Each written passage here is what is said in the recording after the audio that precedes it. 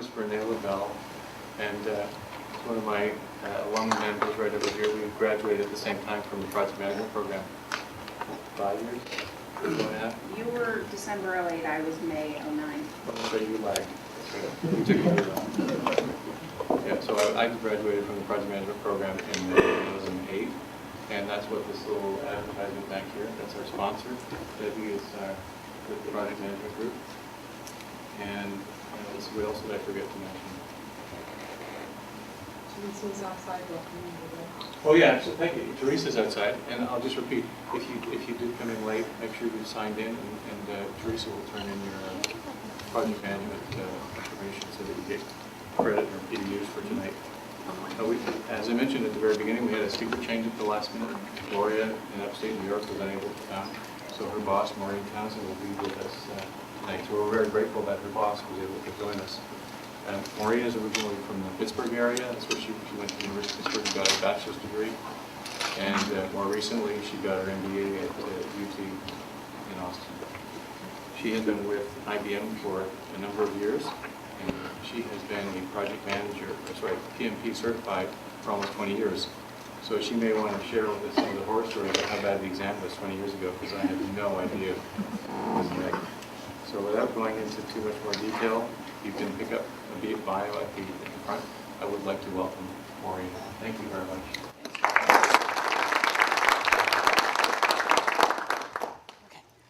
much. So I wanted to give you the abstract because since I was a last-minute substitution, we started from the abstract this weekend. And so what I've put together for you I hope will be interesting, but what I want to do is to encourage you to participate. I hope that this will be a dialogue and that we'll be able to share some experiences, talk about some insights, and be able to learn from each other. I was really impressed with the breadth of industries and different kinds of disciplines that are represented in this room. I actually live in Austin. I currently work here in the Dallas area. I've been here for 2 years, but I go home on weekends. And typically in Austin, I've been very involved in the PMI chapter there for a number of years, and you will almost always find at Austin events that 90% of the project managers who show up for anything are in IT. I don't know whether Austin just has that much of a preponderance of IT organizations or whether it's just that the project managers are much more active in the community from that population. So we don't have as much diversity in the audience. So I'm actually really looking forward to having this dialogue with all of you. One thing that I wanted to point out in terms of my personal history is that I did have the great fortune to sort of stumble into project management as a career path. I don't typically put my undergraduate major in my bio because my major was short stories. So I'm an English major, but I'm specifically a fiction English major. And so communications was one of my core competences from the beginning. And one of the things that you do as an undergraduate writing major is you do a lot of workshops where you critique other people's work. And one of the things that you find very early on is that there are ways that you can provide feedback on the work that people have done and allow them to hear you. And there are ways that you can provide feedback that will ensure that they never speak to you again. And I had both those experiences in college, and hopefully I've learned and grown from them. And I'm looking forward to sharing some of my experiences with you as we go through this dialogue. I also sort of stumbled into a project management role within IBM and found that was something that I really enjoyed, was really passionate about. Renee mentioned I will celebrate my 20th anniversary as a PMP this December. And yes, when I took the PMP exam, it was 8 hours, 50 minutes per section. And it was very much like sitting for the SATs, except it lasted all day. And there was a lot of alcohol consumed at the end of the day. And I actually went through with a number of colleagues, as many of you know who've gone through the PMP process. It's really great to go through that process with other people at the same time. And so we had a group of IBMers that went through it all at the same time. And everybody except for one person who was under some very serious medical treatment at the time, everybody passed. And but then you didn't know that for 6 weeks. So anyway, and then I moved into a people management role within IBM, and so I've spent since 1998, actually when I finished my MBA, I spent my career in IBM in management, leading people, developing people, growing people. So it's something that I'm very passionate about. So the idea of this topic, being able to talk to you about how we make sure that what we're doing on our projects in terms of communications is effective for our business, but also for our people, is something that I'm really looking forward to. We don't need to go through that. You can see these topics as we cover them. So the first thing I wanted to say about communication is that I find that a lot of times in dialogue about communication, at project management events in particular, it all seems to be about the outbound communication. It's about telling people stuff. And it's not as much about the reception side. It's not about the listening. It's not about teaching your team to listen and to respect each other and so on. So one of the points I wanted to make from the outset is that it is a two-way street. And further, there's a transmission and there's a reception, and you only control one side of that equation in every communication. So you need to try and position things so that the other party to the communication can get what it is you need them to get out of that communication. The golden rule, for those of you who are familiar with the Bible, the golden rule actually says, do unto others as you would have them do unto you. But really what we say is do unto others as they would have you do unto them. Because this isn't about what I want. This is about what the people I'm working with on my project want. And one of the examples that Gloria and I have talked about several times is that she has a way. She joined my team about a year ago, and she's based in Poughkeepsie, and the rest of my team is here in Dallas. And she has a way of connecting with each individual person on the team and figuring out how it is they prefer to provide their status information. And then she works with them according to their preferred model. Now, we happen to have a relatively small team. There's 20, my staff is 20 people. But when she's working on projects, they're typically 5 to 7 people on any given little project that she's working on. So we do have the luxury of that kind of personalization. But I've got one guy who's an incredible introvert, and he not only finds it difficult to speak to us, he doesn't like to write either. And so his project status was really very problematic. And I was spending a lot more time on that than I thought it was worth. And Gloria stepped in, and she now, every time we have our monthly reviews, when she's helping him to prepare his material, she schedules a meeting with him, and they spend 20 minutes together, and she gets what she needs, and she updates the charts, and then she puts them into the deck, and then when we go into the meeting, he actually speaks to his charts, but he usually doesn't say very much about them. But it's helped me very much in terms of being able to keep track of where things are on my team. Other people prefer to do it written. Some people prefer to do it at the same time. We actually have one person on our team who said,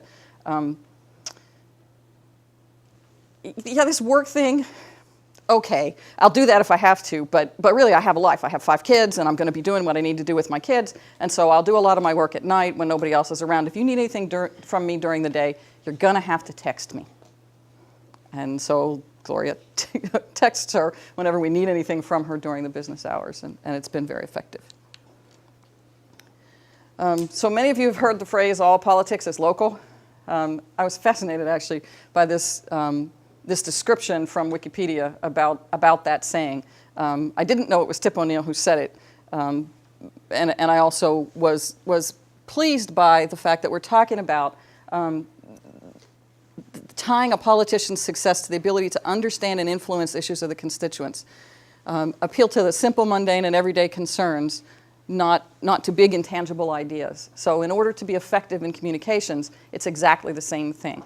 All communications is personal, whether we intend it to be or not. And if we recognize that fact, then we're much more well-positioned in order for our communications to be effective. So there are quite a few PMPs in this room, so I assume that this, well, there's probably a pointer here somewhere, but I assume that this equation is not new news to most of you, the n times n minus 1 divided by 2 thing, which I recite in my sleep, is the number of communications paths. And I actually was part of a project once where they, of a class actually, where they were teaching us about communications, and they gave us different colored ribbons for everybody in the room. And then they made us stand in a circle, and you had to try to get all of the ribbons that you had, which was one for every person in the room, to the person who had that color, right? And so you're trying to figure out how to, in a room of 20 people, how to connect with 19 other individuals so that in the end you're holding this rainbow of 20 different colored ribbons. And in the middle of the room is this amazing spider web of all these different colors weaving back and forth so that you're connected directly to each of the other people. And this is the same principle. It says that for every person on the project, there's a communication path to every other person on the project. And when you start to do the math, it's really actually fairly shocking. It doesn't take a very large team to get over 1,000 communication paths. And we have to make sure, in terms of trying to be effective in our communications, that we're taking into consideration all of those different paths and trying to make sure that we're succinct, that we're timely, and that the content of our communications is positioned in a way that can best be received by our audience. One other point I wanted to make on this is as project managers, we live and die for risk, right? One of the things that we're very focused on is figuring out how to reduce risk in our projects. And one of the ways that we do that is ensuring that our communications are clear. And as the size of the project and the complexity of the project grows, that becomes more and more important. So I want to stop and ask you guys a question. How many of you have formal, documented communication plans for your projects? Maybe a quarter. Okay. So when you create those communication plans, are you mostly focused on internal communications within your project, or are you mostly focused on external communications to your stakeholders and your client, whether it's internal or external?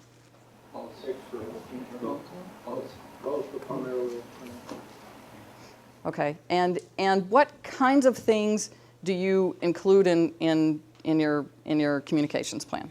So are you looking at? I'm trying not to give away some of the considerations I'm looking for. So what kinds of things do you put into your communication plan? What mechanisms or?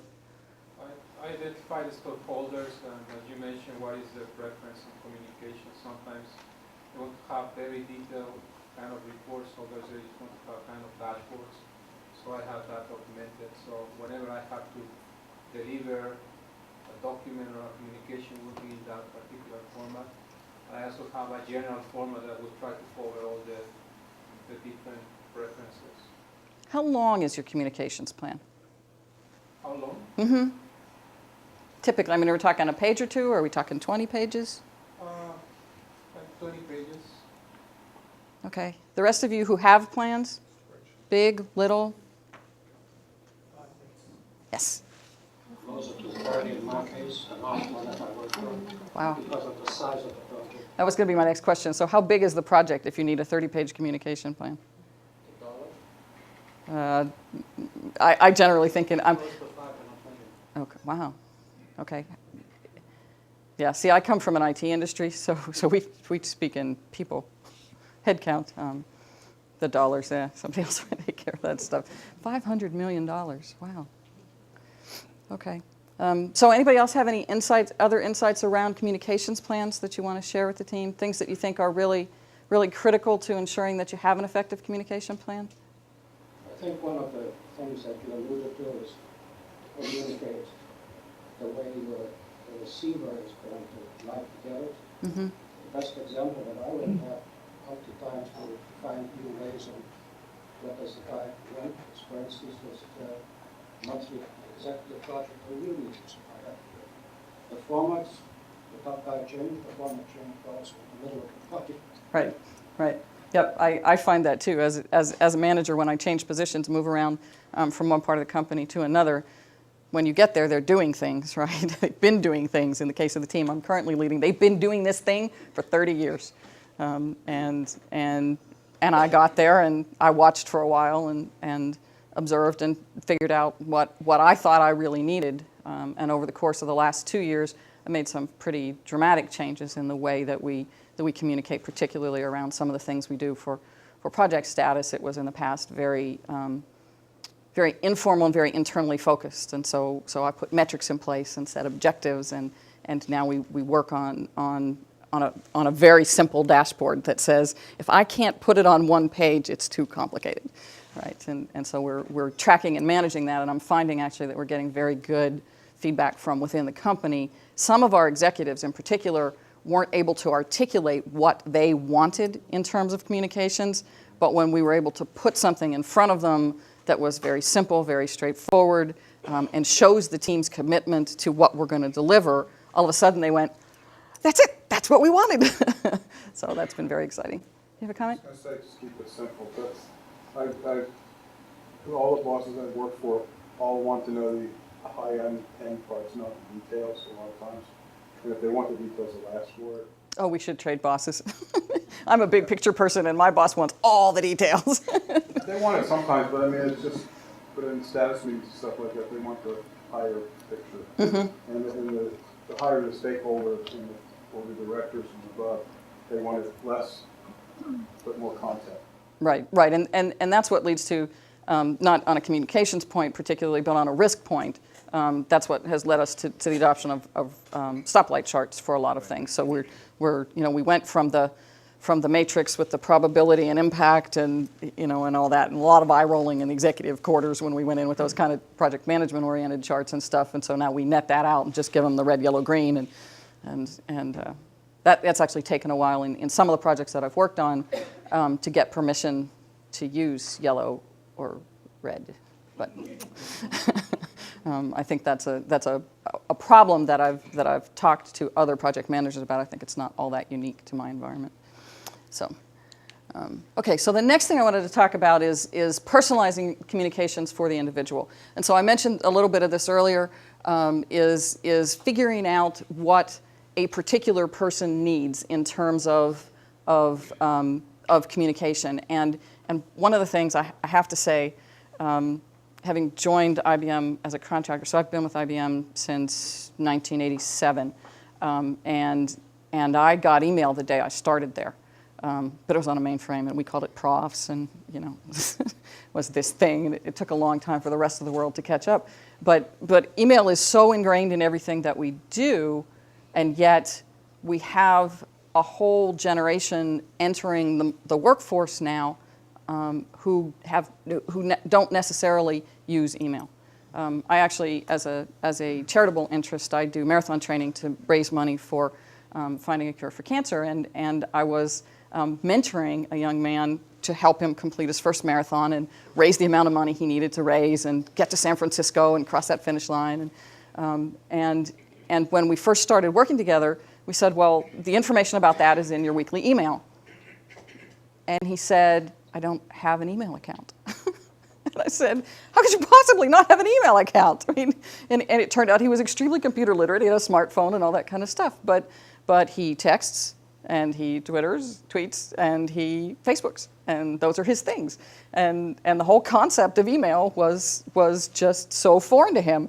And I couldn't figure out how to take the 3-page email he gets once a week and put it into a text I was willing to sit down and actually type to him. So trying to figure out how to do those same kinds of things in the workplace is a challenge where we have to recognize that tension exists and figure out what's the right way to solve that, way to address that within our population. And so you can do that, this thing that Gloria does with individual people, you can do when you have small teams, right? If you're talking to 5 people, 7 people, and so on, it's not that big a deal. But I come from a software development background.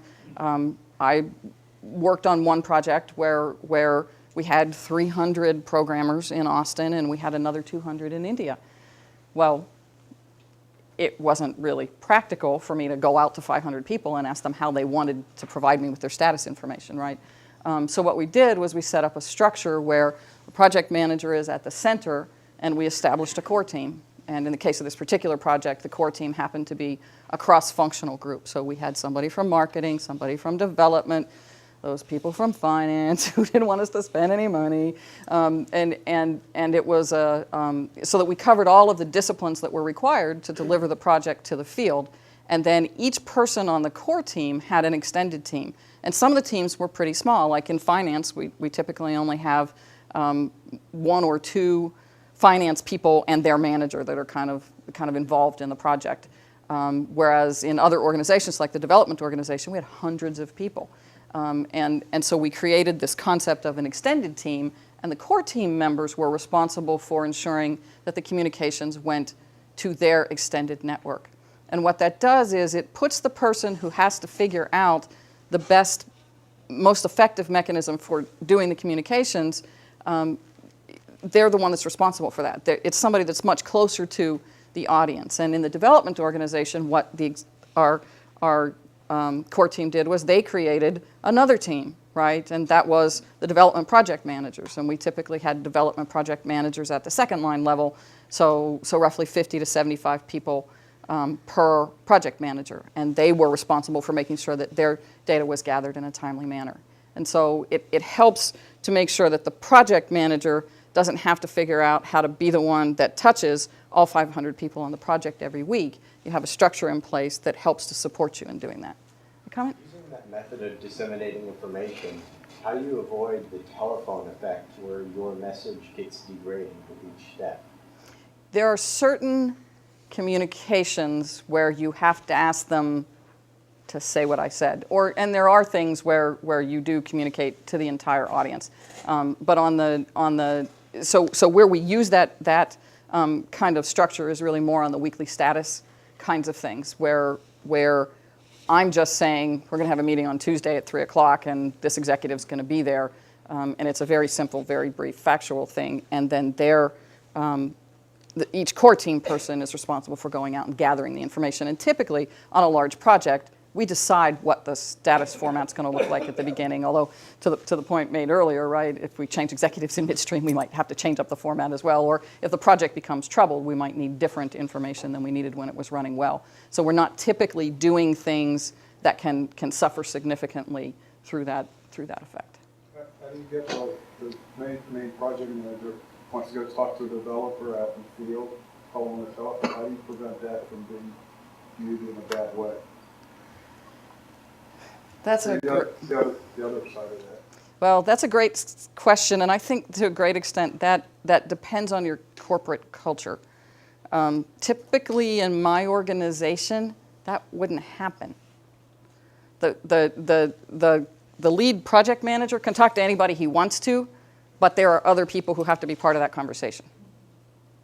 And so my core team person would be in the room when I was talking to the developer, for example, because that core team person is responsible for ensuring that he understands the status of the project for his entire organization. And if I go and cut a side deal with one of his developers, then he's out of the loop, and I can't hold him accountable if I haven't given him visibility to the information. The reason I brought that question up, and dealing with India, they have a much different structure over there, and it was so hard because I always had to get the manager and sometimes even the director involved to talk to who I wanted to talk to. Yes. And that's where I was coming from. Yes, and we're going to get into some of that on a later chart. The culture difference. It wasn't so much that I cared I talked to anybody. Right. It was that you had to go through the chain. Yes. And it was very difficult. Yes, and I'll get into more detail on that, I think, in about 2 pages. So we also want to customize the communications for the team. And there are a variety of different ways in which we might need to customize the communications, or we need to look at the character of both the people involved in the project as well as the team itself. So I happen right now to be leading a team where the average term of service is more than 20 years. The youngest guy on the team until January of this year was in his 40s. And more than half of my staff is retirement eligible today. So that leads to a particular kind of culture and preferences around communication and so on, that the 2 university hires that I made this year are encountering some interesting challenges, and I'll share a little bit more about that as we go forward. But when you're thinking about how to customize the communication, some of the questions I suggest you consider is what is the character or culture of the team to start with? What is it that makes this team be this team?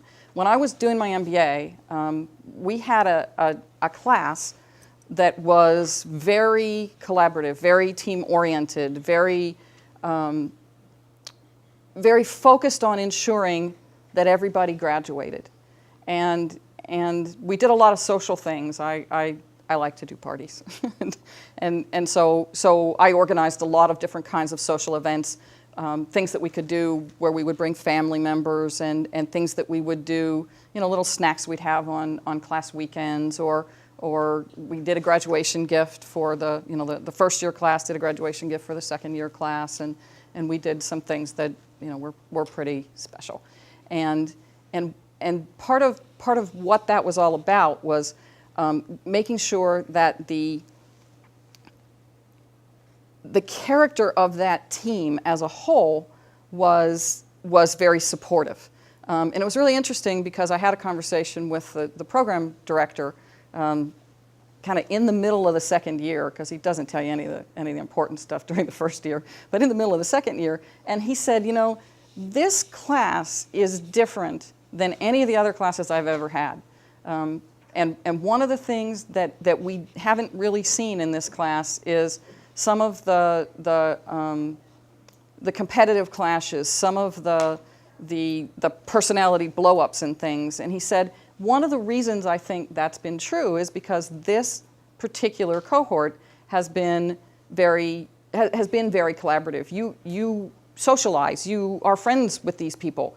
And so when it comes time to do hard things, you're not trying to beat the other guy, you're trying to win, but you want him to win too, just a little less. And so it was a different kind of a culture. And when you think about what a particular organization is, what a particular project team is doing, you kind of have to look at what it makes up. And sometimes you'll find that it's perfect, right? People who typically, in the organizations that I work in, we do software development, and often we'll do multiple releases of the same product, right? And so you'll have people who've been doing essentially the same role for release after release after release, and they kind of get, refine that process and get good at it. They may not need a lot of change. Or it may turn out that they've been doing things in a particular way for a really long time, and there's been an external change that means that now suddenly they're going to have to do things differently than they have done in the past. So for example, as a software development leader, we decided that we were going to go from a waterfall software development model to Agile. And that was a pretty big change for an organization that had been doing waterfall for more than 20 years. That was quite a shock. And one of the things we had to do early on from a communications perspective was we had to think about what was the culture we wanted in the organization when we were finished with that project, and how were we going to get from where we were today to where we needed to be. And so that's the kinds of things that I'm suggesting that you think about. And I'll go into a little bit more detail on each of these three categories, but the first one is personality types. And as I mentioned, this is the personality of the team as well as the personality of the individuals. The second thing is geographical and cultural configuration. And I'm a Yankee, so I grew up in Pennsylvania, and when I came to Texas and started to work here, there are differences in culture. And I actually arrived in Austin, Texas in the late 80s. And there really weren't women in leadership positions at that time in that particular industry, in that particular place. And I was shocked. I just never occurred to me, because where I was raised, nobody ever thought about the fact that you were female. That was not, it just wasn't even part of a conversation. And when I arrived in Texas, all of a sudden, people cared, and I was puzzled. But it's part of the dynamic of figuring out what is the culture, what is the environment that you're working in, and what are the things that you need to do as a member of a project team, but also as the leader of a project team, to ensure that those aspects are considered. And how many of you in this room have worked on projects where you had team members who were not in the United States? That's what I expected, right? And so that kind of project presents a whole new set of challenges, right? The first time that I worked on a global project in the 80s, our team was in Japan. and it was 6 people, and they, if we needed to communicate with them, they worked when we needed them to, right? They shifted day as night and night as day and all that kind of stuff because we were the center of the universe, and of course, isn't that how it works, right? And now we look, and 30 years later, and it's really not kind of like that anymore. So there are some really interesting dynamics around that. I'll talk about that a little bit more. Generational distribution, I'm, I guess, particularly sensitive to this right now in the team that I'm in, because I've got these 2 co-ops that I'm turning into regular employees as they're graduating, and we're sort of looking at what are we going to do to ensure their continued integration into the organization, and how are we going to improve the communications that we have going on in the project. And at the same time, IBM has recently, 14 months or so ago, gotten a new CEO. And Ginny Rometty is our CEO at the moment, well, for the next several years.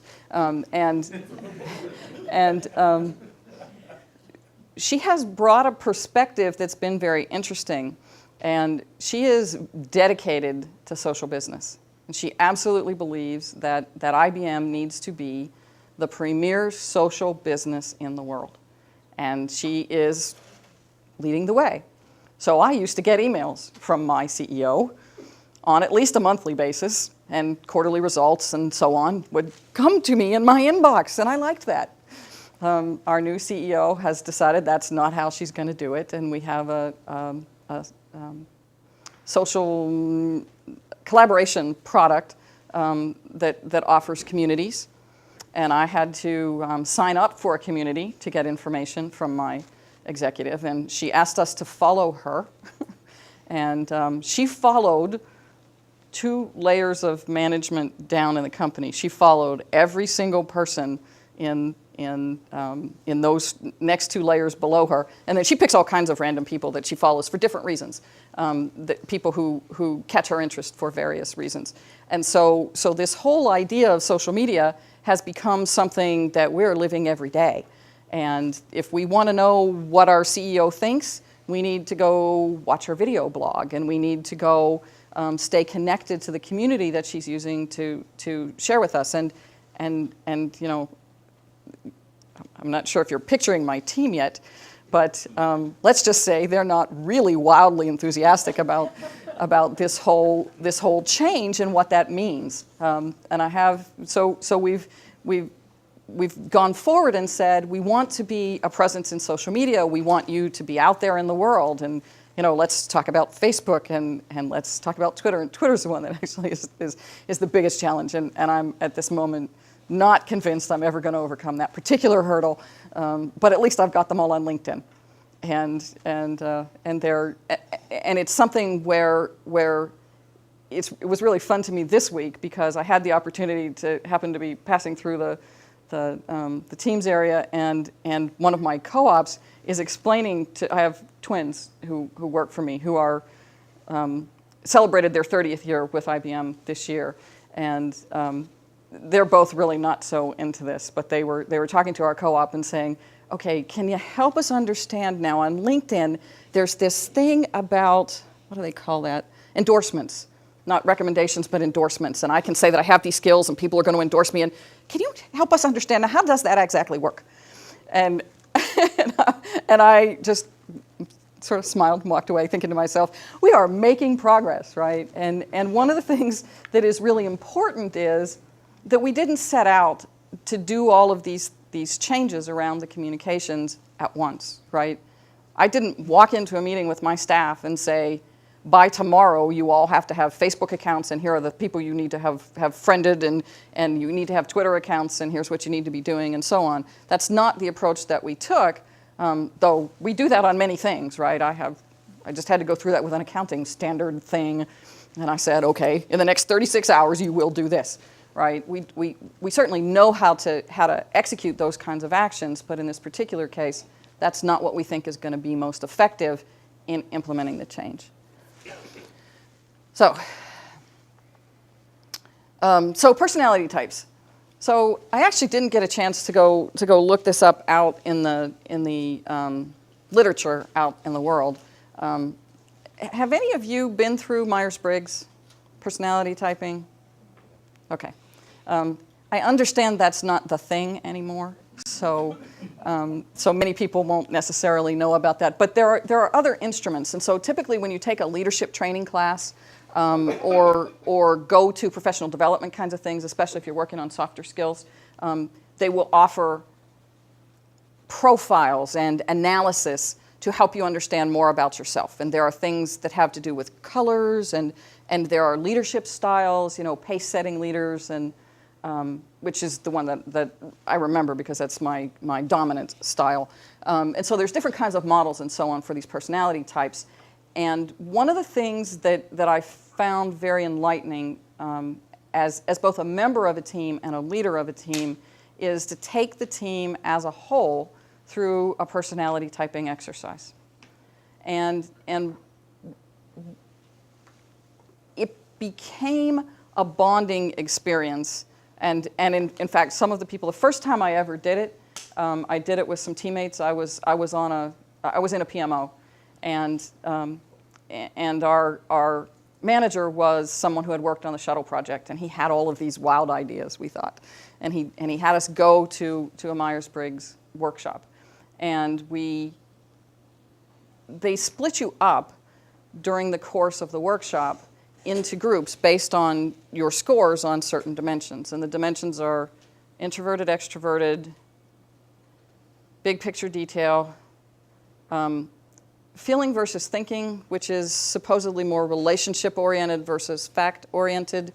That one's kind of interesting to me because where I am in my career now, I think I'm strong on both of those things, and I'm not exactly sure how that would work in the instrument.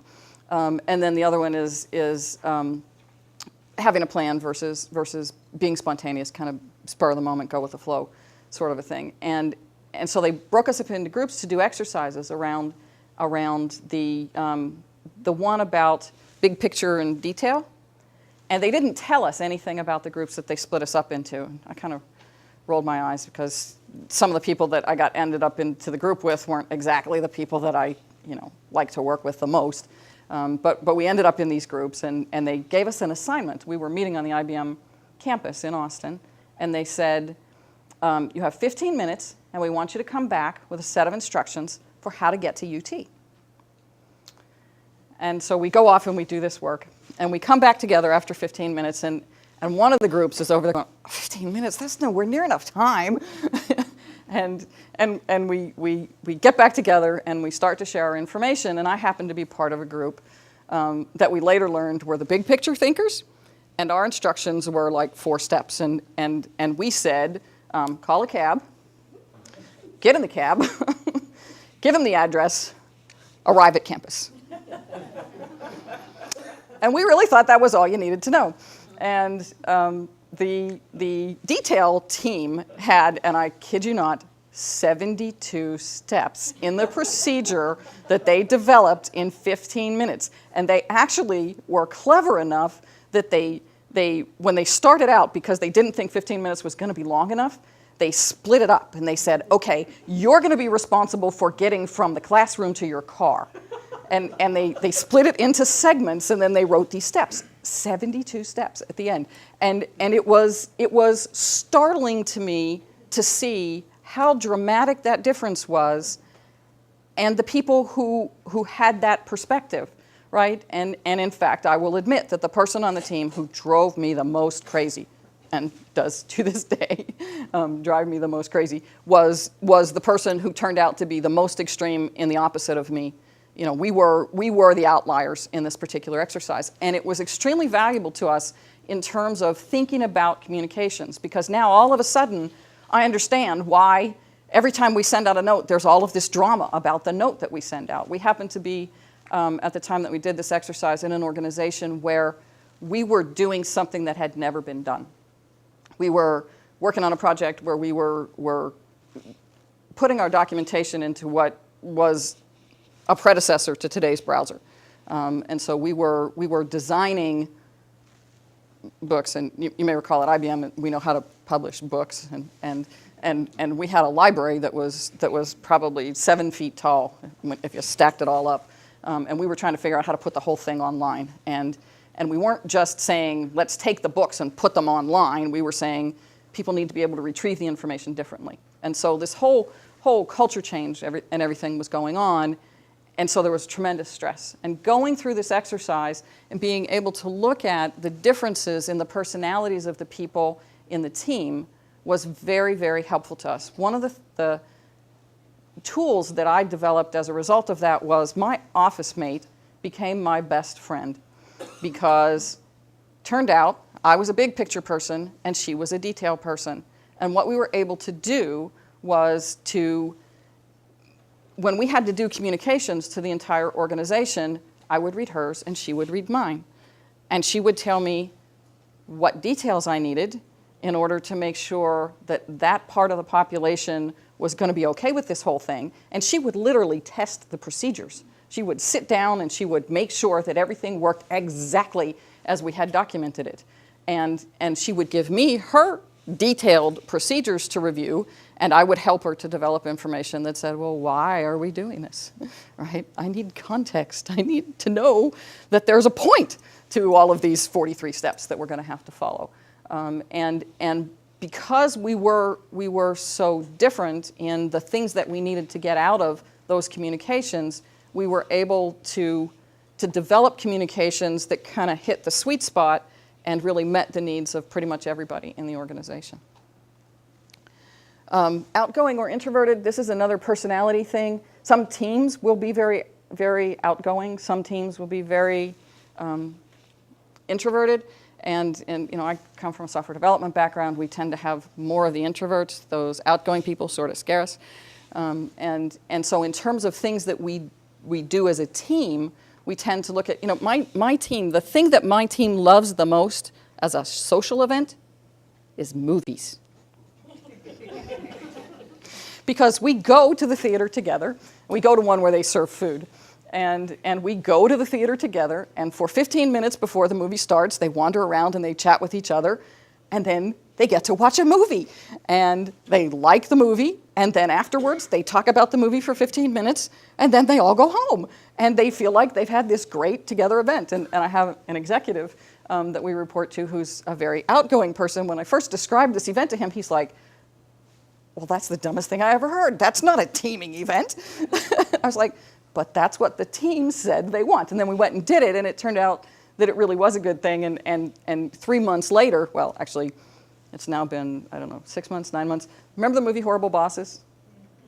Yes, well, we took our teams to see the movie Horrible Bosses. And they still joke about that. It's become part of our culture because we recognized what it was that the team found rewarding, and we took them to do that, and we also, in the process, made fun of ourselves just a little bit. And so that, keeping in mind the personality of the team was something that was really important. But in terms of communication, the introverted extroverted thing is much more relevant than I would have imagined, because the key defining characteristic of an extrovert is that an extrovert gets their energy from other people, and an introvert spends energy interacting with other people and needs the opportunity to go and recharge. And when you're running a project, you have to allow the opportunity for both of those people to feed their energy sources. And you have to be able to ensure that they're getting what they need in order to be recharged. What else? Plan ahead, go with the flow. We're project managers. We got to have a plan, right? One of the things that I discovered with regard to that is I am a plan person, and I have worked really hard over the years to become more flexible. In fact, I had a friend once who was helping me practice to be spontaneous. She pointed out how ironic the idea was, but she did agree that she would help me be able to do that particular thing. But one of the areas where I actually found a happy medium with regard to this was with my daughter. It turns out that, and I don't know how this could possibly have happened, but my child won't plan. She is a leave all your options open until the very last minute. Oh, Mom, I know that you left your Friday night open so that we could go do this family thing, but I got a better offer from my friends, and so I'm going to go do that instead. And it drove me nuts in her teenage years. And we decided that we were going to go to Spain, and we were going to go on this big family trip. And I wanted to have a plan.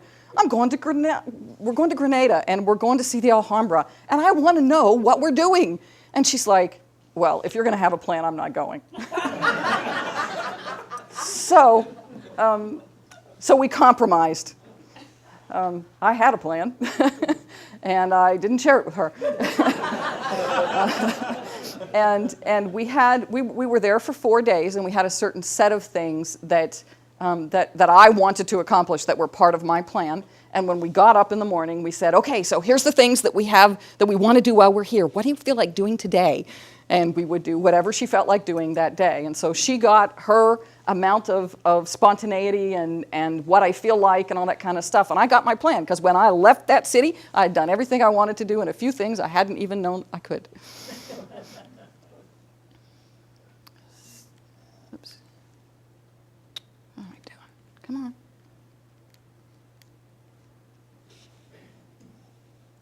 I've somehow... Is that the right direction? Okay. Okay, so then the next thing with regard to customizing your communications has to do with this whole question of geography and culture. So we've got all kinds of dimensions, right? We've got Yankees and Southerners. We've got people from California. I lived in California for 5 years. It was quite a shock.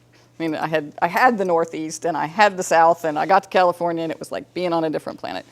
I also had the opportunity to live in Paris for 6 months, and that was a very interesting thing in terms of culture and communication.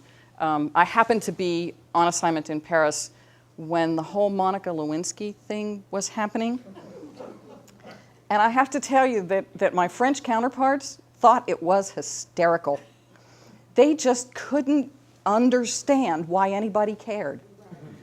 It was just they were truly genuinely puzzled, because in their culture they expected that sort of behavior, and the fact that we were surprised by it or even more offended by it was just they just couldn't understand that whole perspective. And we spent many hours over coffee chatting about what is it about American culture that makes this something that you have to have all this big public discussion about and everything, and we had to get down to the fact that in the end it wasn't about the woman that we had this big public discussion, but about whether or not it's okay for public officials to lie, and so those aspects of the whole proceedings and the outcome and so on were things that were an enlightening aspect of our culture as a result of my stay in Paris. So most of you have worked on teams where you have resources in other countries. How many of you are fully co-located today? Your project teams, everybody lives and works in the same building? 3. That's about 10%, 5% maybe. So that's one of the things I actually enjoy about my current job is that my team of 20-ish, I have one guy in Tyler and one in Poughkeepsie, but other than that, everybody's in the building. I see these people all the time. It's kind of fun. And it was quite a change. Over the course of my career in IBM, I have been a remote employee, I have managed remote employees, I have had an executive who was remote, but everybody else was local. Just different configurations of team. We at IBM tend to be very flexible about work location kinds of things. It's part of the culture that we've established in the company. But we sort of went really far. You know how many things in project management are pendulum? And you kind of swing to one side or you swing to the other side, and really the best place to be is probably somewhere in the middle. But we had gotten to the point where most everybody worked from home most of the time.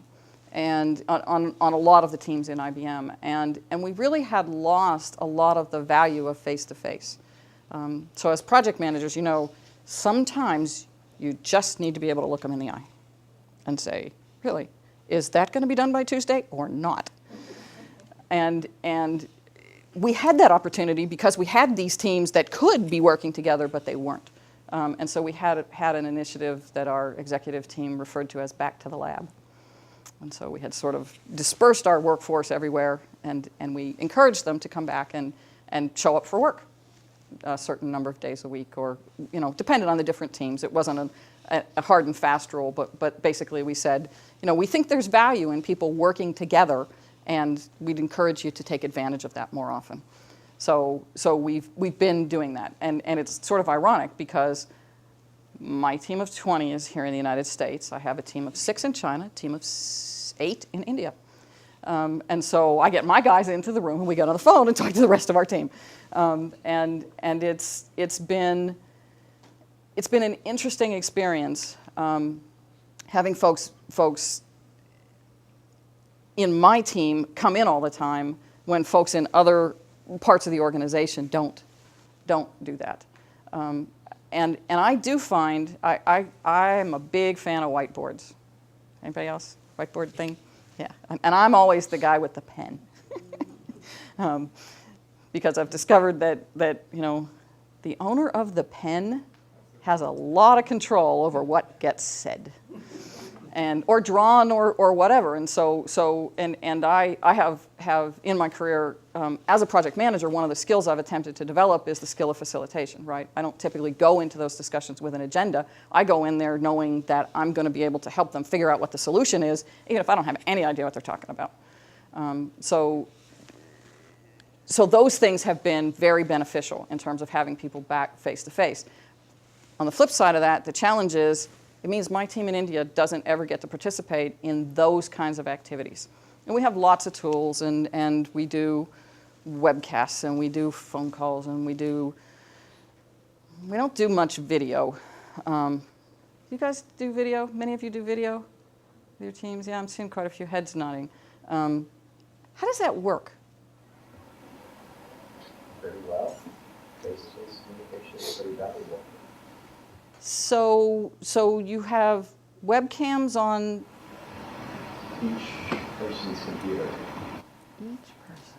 Oh, interesting. And so you have some kind of a tool that allows the person who's speaking to be the one whose picture comes up? We use WebEx, and WebEx supports multiple webcams at once. So when you're in a meeting, you see little thumbnails of every person in the meeting. Okay.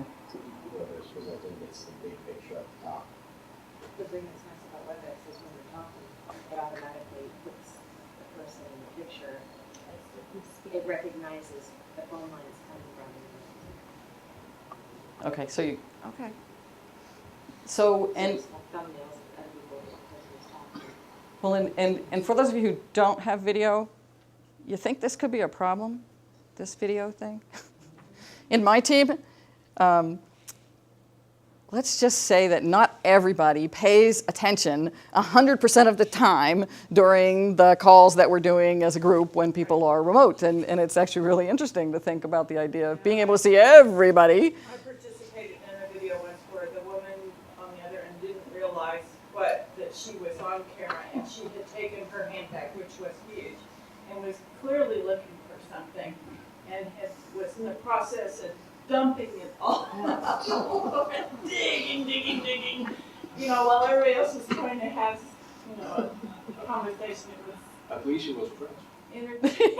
That's where I thought this story was going. I had a coworker who didn't realize her webcam was on, and she was working from home and had her hair up in a towel and was in her robe. And so the next time I saw her, she had a piece of yellow notepad covering the webcam. Yes, it does change the nature of the communication once you've seen someone working in their pajamas. So time zones. One of the challenges that we face now, as I mentioned, when I had my first remote team, they adapted to us, in part because we were 300 and they were 6. But But we were the funding organization and all of that, and so they worked the hours that we worked. Anybody get that flexibility today? Your global teams work your hours? They do? Capital One, they did. Okay, I was going to say in what industry, yeah. Yeah, certain, particularly customer service kinds of things, you will find that. But generally, in other kinds of technology areas and so on, that's not typical. And we happen to have our teams in locations that are roughly upside down, right? So day is night and night is day, and somebody's always inconvenienced. And so we work really hard in this current structure to make sure that we distribute the pain, right? So scheduled meetings, you look and see kind of how many scheduled meetings are there every week and which ones can be done off hours. Now, to some extent, rank has its privileges, right? The meetings the VPs participate in get scheduled during their workday. And so if it's the VP in China, we meet in the middle of the night. And if it's the VP in New York, they meet in the middle of the night. But otherwise, you have to be conscious of that. And what that's done, right, is it's caused our jobs to creep into our lives, and there's very little boundary anymore between those two things. And in fact, one of the reasons that I took this particular job is because I was working from home, and I hope I never have to do that again in my career, because I just literally never quit working. And I had my instant messenger on, and I had the alarm turned way up, and no matter what I was doing in my house, I could hear that, and I would go and I would respond.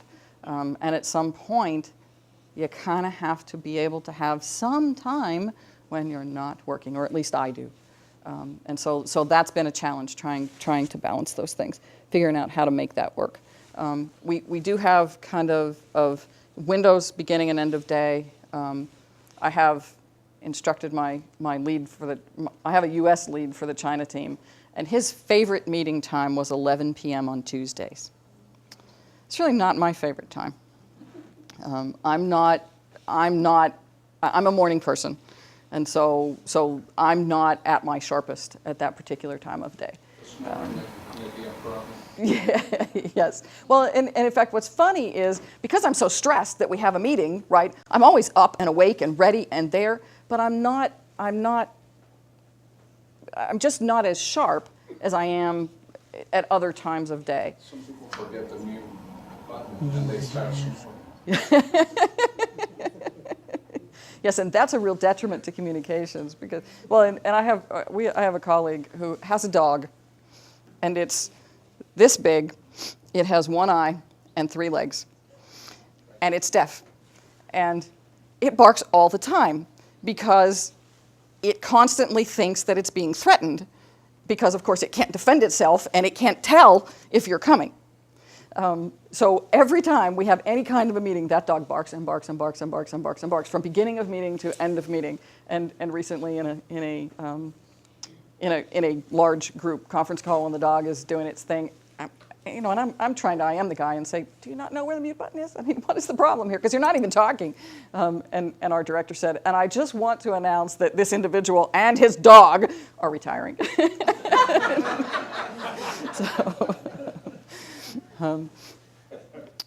Okay, so language. This is another problem, right, with our global teams. Now, not so much in certain countries, right? My India team, everybody speaks English. They are comfortable with it, and it's a way in which we can do business.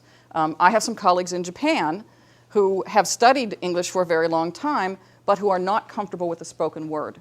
And so they don't want to ever have phone calls. They want to do everything in written communication. Well, when I first started working with them, I did not understand that when they said yes, they really meant no. Because... Yes, it just means I heard you. Exactly, but I didn't know that. And it was a real challenge, particularly in writing, because when you're speaking, you can hear inflections in the voice, and you do get, audible cues that you don't get from the written word.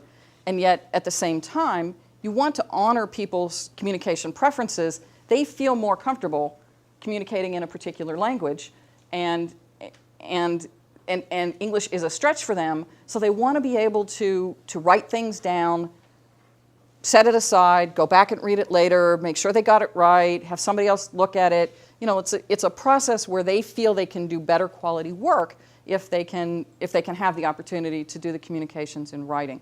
And so it's been a challenge, and I have, in addition to my time in Paris, I also spent some time in Brazil on assignment from IBM, and a little aside was, IBM has a program called the Corporate Service Corps that's kind of like the Peace Corps, and we send people out to do community service work in various countries, and they give you an opportunity to choose the geography.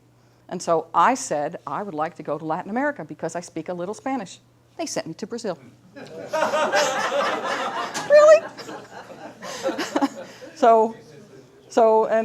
And I, yeah, it's true. And I was able to learn enough Portuguese to get by. And then I went on vacation for 2 weeks in Peru afterwards. And so I had to spend the first 2 days learning how to forget all the Portuguese because I kept saying the wrong words, and the Spanish people would look at me and go, "What?" But anyway, it's having had the experience of being in a foreign country where I wanted to communicate and I didn't have the words, or I didn't have the ability to share what it was I wanted to say, particularly about a business concept. I have a lot of empathy for that particular scenario, and so we work really hard to try and figure out how to get the team members to participate in project activities in a way that, again, back to the personalization, best suits their style. And I find that the members of the team don't necessarily all have the same preferences, right? So sometimes we make assumptions about our colleagues with those cultural blinders on, and don't recognize that those are general philosophies, but we have to look at whether those are true for each of the individuals that we're working with. The next thing is culture. I had a project came up last year, and we were trying to do some skills development. I work in mainframes. That's my technical competence is working in the mainframe area. And we wanted to do some training for some clients that we have in Saudi Arabia. And the executives came around and said, "So, who could lead this project?" And I said, "I could do this in a heartbeat, but you can't send me to Saudi Arabia." So it was, and so we ended up having a member of my team go. I was able to have a lot of input into the development of the materials, the preparation of the class, all of the progression of what we were trying to do with these students. And he had to go and come back and tell me how it went. And one of the things that happened was he was invited to visit the Ministry of the Interior. And as part of his visit there, he learned some things. And one of the things he learned was there are no women's restrooms in the building. And I was like, "Well, how could that be?" And he said, "Well, women are not really allowed in that building, and because that's part of the culture." And when they went to the mall, there were women in the mall, but there was a whole separate shopping area, and the women shopped separated from the men. And so it was an experience where we had to make business decisions based on respect for a particular local culture.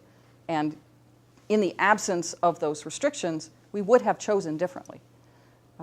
But you have to recognize when the culture is something that you really can't kind of work around. You just have to accept it and figure out how to do the best that you can do and move on.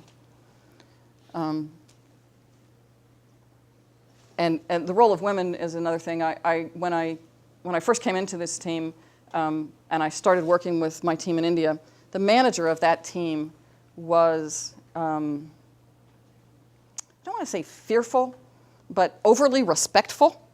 And I was really puzzled by that because I think I'm a pretty nice person and generally easy to get along with, and I really didn't understand it. And I traveled to India, And from the day that I arrived there until today, he refers to me by my name. But before I went there, I was ma'am. Because to him, it was a hierarchical issue. I'm the boss. Well, I'm still the boss, right? But now we've met. And suddenly the dynamic has changed, and our relationship has become much more effective because we are able to sort of set aside the rules and the expectations, and we're able to focus on the work that we need to accomplish together. I value his ideas, he listens to what I have to say, and we figure out how to move forward. What else? Generational distribution. Yeah, this has been fun with my co-ops. One thing that I will say is that one of the, I think a lot of the things about social media and the current technologies are well known, and you see those things in colleagues and kids and all that kind of stuff. But one of the things that's been interesting to me is that my team has a set of skills that they've developed by doing the same kind of work, using the same kind of tools for 40 years. Several of them, 40 years. So they're pretty good at what they do. And one of the things that's been interesting is that one of my new hires, I asked him to take on a particular task, and I expected him to use a GUI, Java, who knows. And he came back and said, okay, that's done. I said, well, that didn't take very long. And he said, well, it's pretty easy when you use the green screen. I'm like, holy cow, right? My brand new college graduate is coming back and telling me that the most effective way to accomplish this task is to use a 40-character screen. That's pretty, well, and I guess maybe everything comes around, right? We've got Twitter that has a character, and anyway. But so one of the challenges that we face as leaders in terms of communication is trying to figure out how we balance between these disparate perspectives and these tools, and we get the best out of both worlds so that we can make our projects be most effective. And I do find that one of the generational things that I have observed is that my longer tenured employees tend to be more hierarchical. They are more, but the boss said we should do that, and I'm sort of unaccustomed to that. I grew up in a big family, and people say things and you argue with them all the time, and it's the debate of ideas is part of how you interact. And so this, the boss said it, so we're just going to go do it, even though we think it's a stupid idea thing, is something I haven't still quite gotten used to. And whereas the newer employees are more accustomed to collaboration, they're more accustomed to having people comment on things that they post on Facebook and on their views of the world, and to challenge their views of the world. And so when it comes time to debating ideas in the business arena, they're already much more comfortable with that than some employees that have on my team who've been here for 20 or 25 years. And so it's been interesting for me to work with the more hierarchical employees and have them to help them understand more about how we do this collaboration and what's the value of that. Because in the end, the whole point is to get the most out of it, right? It's all of us together all of us are worth more than each of us individually, right? Because what we do together, the integration, is what allows us to deliver our projects. Rules of the road. So one of the things I suggest is you have a rules of engagement document at the beginning of a project. And I have tended in the last few years of my career to work with smaller teams on relatively smaller projects. I'm not currently working on a 300-person project. So in my current organizations, typically these things are done verbally in a meeting and captured in an email after the fact. In previous organizations, we actually had many multi-page documents that were rules of engagement and so on.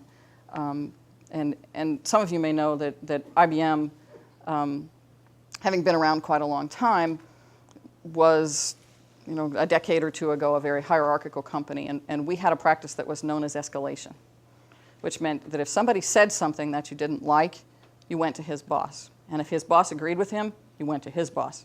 And you kind of worked your way up the reporting ladder until you got to somebody who liked your answer. And that process was called escalation. And when Lou Gerstner came in to IBM in the 90s, one of the first things that he said was, escalation is no longer a best practice. And so the culture became, instead of we will solve the major issues at the highest possible level of the organization, the culture became we want to solve everything we can at the lowest level of the organization, and we never want to let it get away from us, right? We consider that a failure if something needs to go beyond me, if we're not able to work that out. And so it was a fundamental change in the culture. And we used to have documents. I mean, at one time I worked in an organization that had an 11-page document to describe the rules of escalation and who you went to and how that process worked and on what Tuesdays you were only allowed to do certain things and so on. Yes? You have before talked about the cultural differences between nations. Mm-hmm. You have, like you explained now, solved all the problems at the lowest level or the working level rather than escalating them. Have you noticed that if your counterpart at the same company is in the other country, that may not work over there? So, Yes, that's true. and that is my experience in dealing with several countries, especially in Europe, Germany. Mm-hmm. It's totally different than here. So what seemed to be something that management here said, you guys resolved that one. When it dovetailed into there, the bosses had to talk to each other. Yes, I was going to say, and one of the challenges that you run into there is that it has to be peer-to-peer, right? So I may be empowered to be the one who makes that decision within my organization here, but as I'm working in other countries, that may not be the case. And so one of the things that we've gotten good at in our organization is putting together the briefing materials. And we have one of our executives, our joke is that he is great at the folder in the back of the limousine thing, which means that we can give him a briefing and give him 15 minutes, and he can go out and give a talk as though he knew what he was talking about. And so we've had to do more of those kinds of things because you're right, you do. And in fact, when I was on assignment in Paris, I didn't understand sort of the morning greeting ritual. But after a couple of days, someone took me aside and said, "You're not doing it right." I was like, "I don't understand. I'm saying good morning to everybody. What do you mean? How could I possibly do it wrong?" And they said, "You have to say good morning to the manager first because he's the boss." And I had no idea, but it was part of the culture. And once it was explained to me, it was easy for me to understand that and to do it. But until that time, my relationship with the manager was a little rocky, and I didn't really understand why. And that wasn't the only reason. We had some fundamental philosophical disagreements, but it became easier for us to talk about those things once he didn't feel that I was disrespecting his customs. So some of the things that we can that can go into these rules of engagement things, instant messaging. I have this sort of schizophrenic thing in my organization. I have to try and keep a mental list in my head. I have certain people who say, when you IM me, just tell me what you want. So put whatever it is you need right there.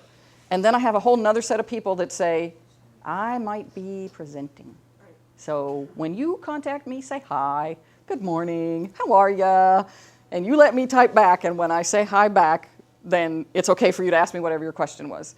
And so I worked in an organization where we actually had a vice president who said, you will do the act back thing before you will put anything into your IM. So those kinds of rules are things that when you can agree about those things together on your project, it helps to make it much simpler than, I have at this point 1,100 people in my contact list, and trying to remember which ones prefer which approach can sometimes be a little challenging. So it means that the guy who just wants me to tell him what the heck I want, he suffers, right? Because if I'm going to make a mistake, I'm going to say hi, and I'm going to let him reply. Email things. So I think everybody pretty much has the email overload thing going on, and some of the tricks and so on that we've used there are things like making sure that it says in the subject line if you need a reply immediately, if it's just FYI.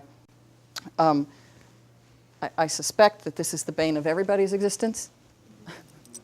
Right? How many times have you had people, like 17 different people on a 300-person distribution list write back and say, I don't have access to that document. Okay.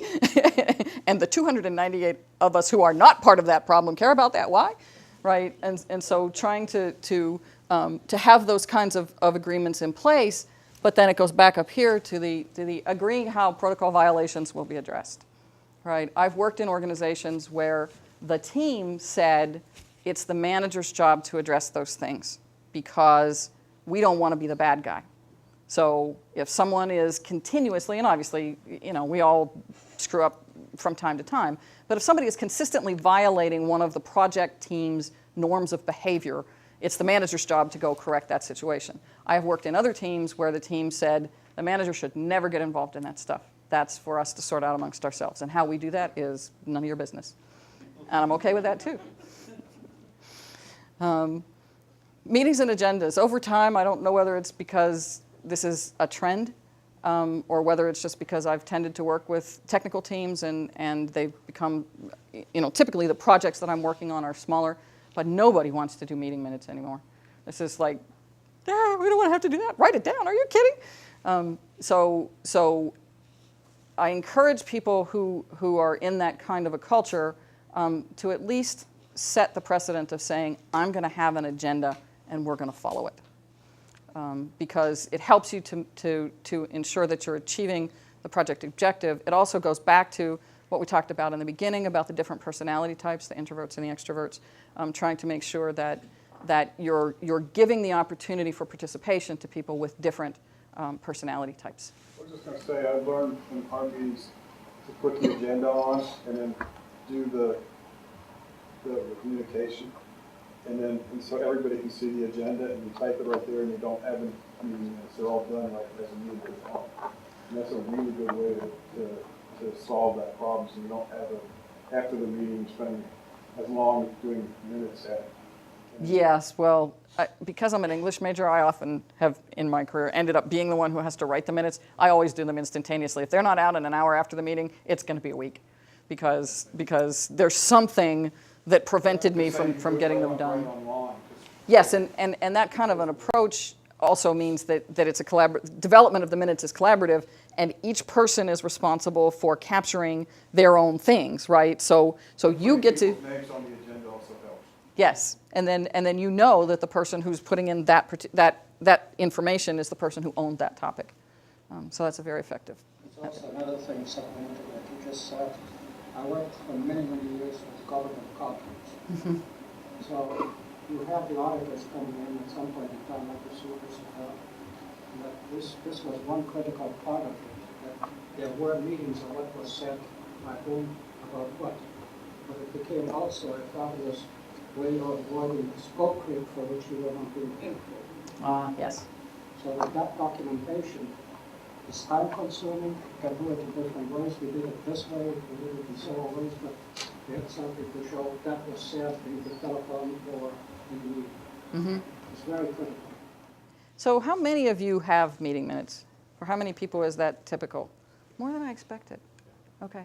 So maybe it's just my little corner of the world. You gotta have some version of minutes if you're gonna be able to have action items if you're sure. But that's the other, yeah.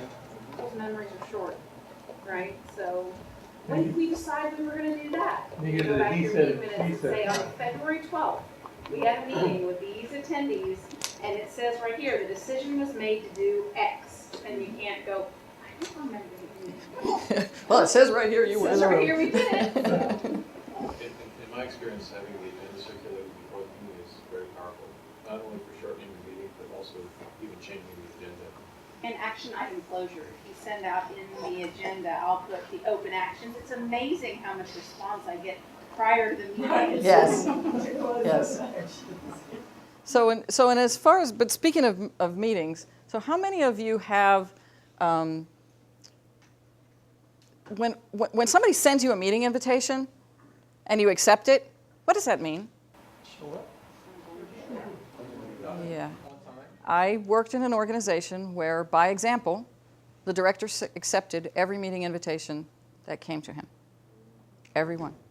Without without evaluation. And every hour, he decided which of the meetings on his calendar he was going to participate in. Now, as a project manager, think what that means. It means that on average, he had between 3 and 7 meetings in every hour on his calendar. It means that 2 to 6 groups of people got together to do something that they felt he needed to participate in, and he's not going to be there, and they didn't know it until that hour came. It was a very difficult working environment. It was an organization that was very challenging to work in because it was also a very hierarchical organization where the director wanted to retain all decision-making authority, right? So no major decisions were made without him, except that often he wouldn't come to your meeting and you wouldn't know that until he wasn't there. That's when you get from the assistant, so you know what the calendar is. Yes. Yes, although his assistant was instructed, she was not allowed to do anything with his calendar except everything. So, and you never knew who was going to come in behind you, right? Even if you got a good spot, you never knew who was going to come in and be more interesting to him in that hour. Yes? No, I'm just going to endorse your notion that the person who holds the pen holds great power. That holds also for the person taking the minutes, especially the action items, and especially where there's sort of high-level people in the meeting who are kind of fuzzy about what the action items were. Mm-hmm. So here you are, this lower-level person, you're dictating to this group what they will do, when they will do it, and to whom it's assigned. So you actually do. It's practically always true what you're saying. No, nearly as bad, well, probably in some ways just as bad as your example of the person who accepts every meeting invitation and whichever one they show up to is a crapshoot, is the person who schedules a meeting with key participants without bothering to check availability. Yes. Yes, well, okay, so I work for IBM, right? We've been on Lotus Notes, which is our calendaring tool, since, I think I've been on it since 1992. And I discovered over the course of the last year 3 different people who didn't know how to search free time. It just blew my mind. It was like, how can you have meetings with these people? He said, well, I just send out invitations and people either come or they don't. Really? Okay, well, I'm not coming. So after 3 lessons of trying to teach this individual how to use free time, which I think is really pretty dead simple and straightforward, I got my secretary to help him. You should be getting a lot of The worst part declines. about it, though, is sometimes you know they won't be available, but they're just, if you have time, and then they, well, I won't be able to come to the meeting, and how do you tell them, well, I really don't think you're important enough to have to come. It was just so you knew it was happening if you had free time. Yes. Well, I actually make extensive use of the 2 CC and FYI fields in our meeting notices. And if I don't think that they're a decision-making party to the meeting, they're not on the to list. We use Outlook, so it says 2, like, require not. Okay. Summary. Effective communication. Personal, bidirectional, and considers the personalities that are involved. And so I put some other stuff in here because I actually thought we were going to have some students in the audience, and so I had some information on PMI, the knowledge areas, and then I'll flip to this real quick. Some of the things that I was talking about in terms of social business tools are supported in our particular company because we have a set of tools that allow us to do those things. And there are equivalents. We talked about some of the meeting kinds of technologies and so on, other equivalents out in the industry.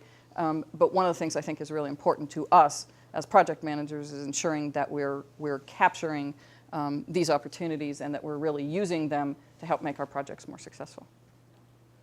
So any other thoughts on communications or topics that you guys wanted to talk about? Quick question. This happened roughly about almost a year ago. We had a very cohesive team. Everybody, personalities, good, everything. The budget person left for another position.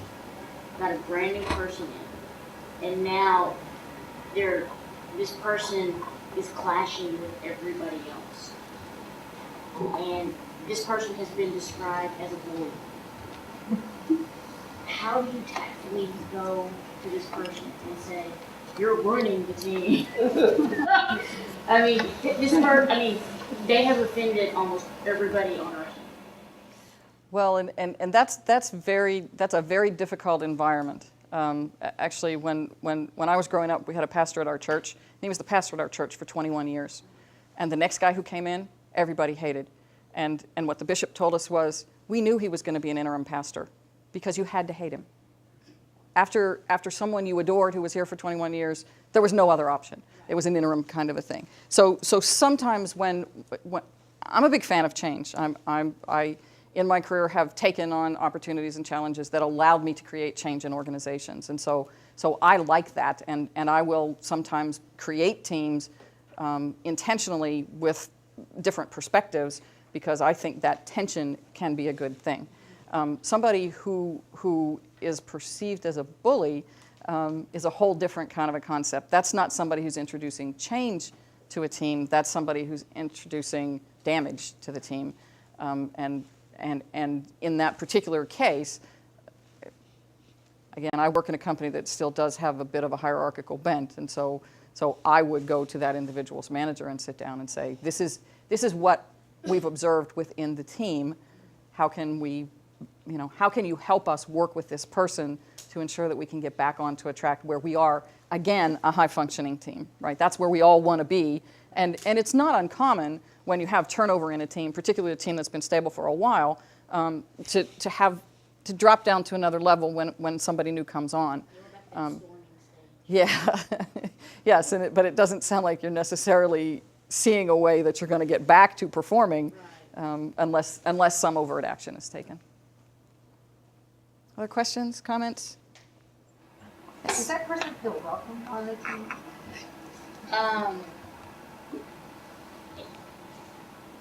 I think everybody is polite to her, just as a professional courtesy, but people don't go out of their way to invite her to lunch, or it's just So a lot of times bullying is a defensive mechanism, and Yeah. she's probably feeling that way because she's feeling it from an outsider. So the best way to probably overcome it is to invite her to be a part. we've included her on meetings. We've asked her opinion. It's not meetings, it's probably social, or something that makes them feel like they're a contributing member of the team and a part of the team. You ask her for her opinion, and it's like, we need your guidance on this, and it's just, everything, there's never a thank you or a please. It's, you didn't give me what I want, or this is wrong, or, it's almost antagonistic. So, I've pulled her aside and said, hey, this is kind of the culture, this is, we're welcome change, this is kind of where we are at this point, and that seems to have fallen on deaf ears. Yeah, it seems time for an intervention. Yes. Escalation. Nope. Escalation is no longer a best practice. I repeat that in my sleep. Any other thoughts or comments tonight? Okay, well, thank you very much.